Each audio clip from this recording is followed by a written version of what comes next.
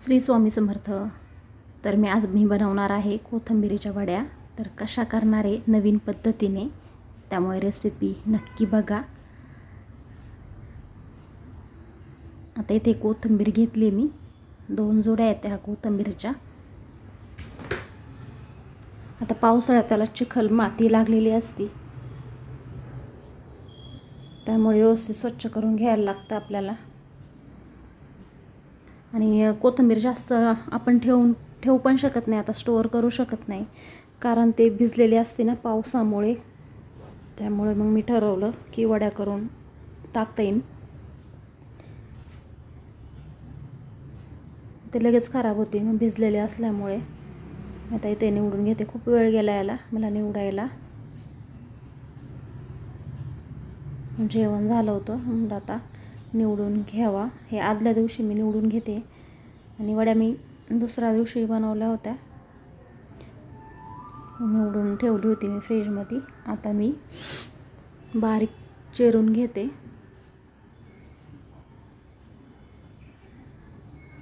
इथे मी वेळेवर चिरते.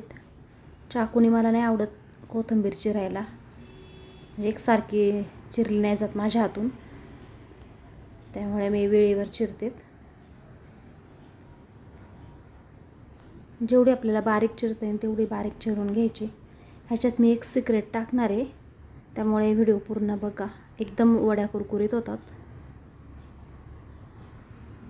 अगोदर माझ्या पण अशा तळल्यावर मऊ पडायच्या वड्या, पण आता मी ते एक सिक्रेट टाकते तेव्हापासून मग वड्या आता कुरकुरीत राहतात किती पण वेळ.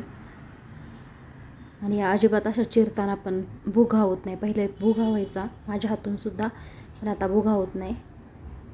इथे मी सगळं घेतले. पीठ घेतले, बेसन पीठ घेतले, बाजरीचं पीठ, तांदळाचं, आणि मिरची पावडर आणि हळद आणि कोथिंबीर स्वच्छ पाण्याने धुवून घेतली आहे.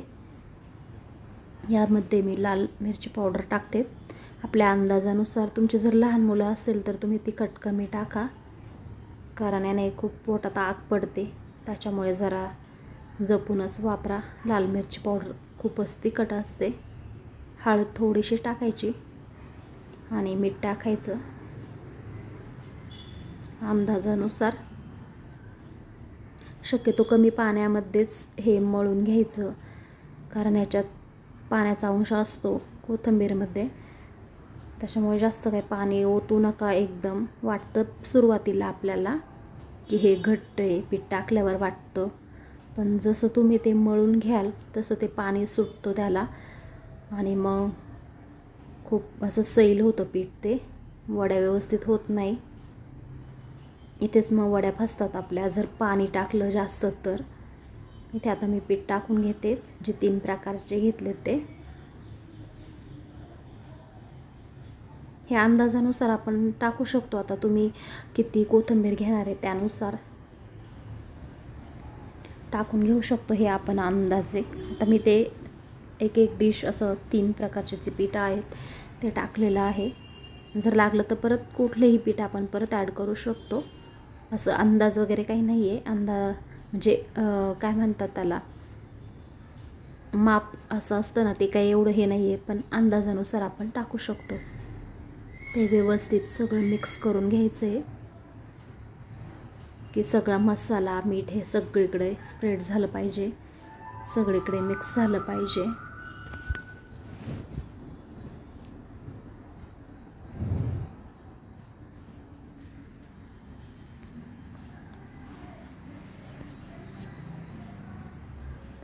थोडंसं पाणी टाकायचं. आता एवढं मळायला जर काहींना वाटतं की याला 1 ग्लास तरी पाणी लागेल, मी घेतलेलं 1 ग्लास भरून, पण एवढं पाणी मी टाकणार नाही.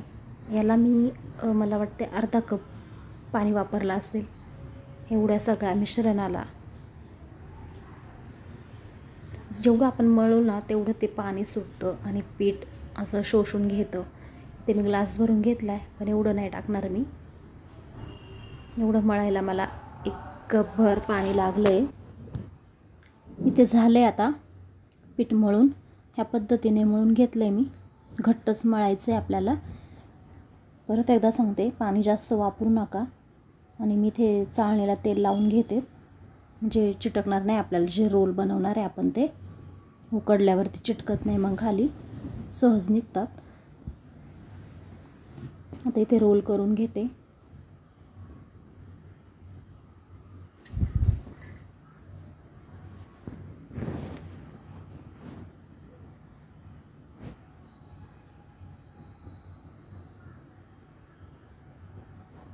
शक्यतो पातळच रोल बनवायचे, कारण जर आपण जास्त जाड रोल बनवले तर मग ते चिरताना मग त्याचा भुगा होतो. त्यामुळे असे पातळ रोल करा. ते शिजल्यावरती म्हणजे बॉईल जेव्हा होतात ना ते, तेव्हा ते अजून मोठे डबल होतात. चिरायला आपल्याला प्रॉब्लेम येतो. त्यामुळे शक्यतो बारीकच करा रोल. या पद्धतीत मी बाकी सगळे करून घेते. ते झालंय बनून. आता मी हे सगळे एकदम नाही तळणार.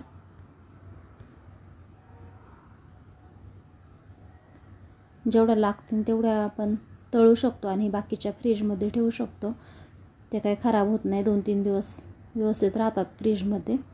डब्याला पण तुम्ही देऊ शकता. सकाळी काय भाजी करायची मग वड्या तळून देऊ शकता मुलांना, जर आवडत असेल तर. आता इथे मी उकडायला ठेवल्यात वड्या, म्हणजेच बॉईल करायला. 10 मिनटात होऊन जातं, जास्त वेळ पण ठेवू नका. इथे आता उकडून झाल्यात. आता मी हिला जरा फॅन खाली ठेवले थंड होण्यासाठी. थोडी जागा चेंज करते त्याची, म्हणजे हवेने सुकून जातील, लवकर थंड होतील. कारण मला लगेच लागत होत्या तळायला म्हणून. बाकीच्या मी फ्रीजमध्ये ठेवणार आहे जरा थंड झाल्यावर, कारण एवढ्या मी आत्ता तरी नाही तळणार. एवढ्या घेतल्यात मी चिरून. बघा अजिबात भुगा वगैरे काही होत नाही, एकदम व्यवस्थित होतात. तळल्यावर त्याला कडकपणा येतो.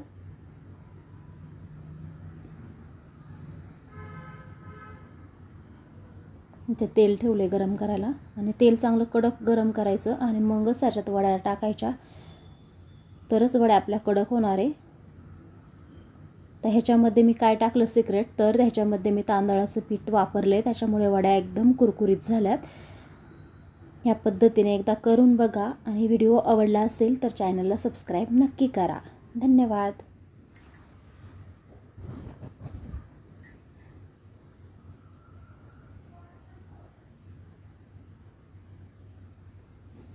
नक्की सबस्क्राईब करा व्हिडिओ आवडला असेल तर.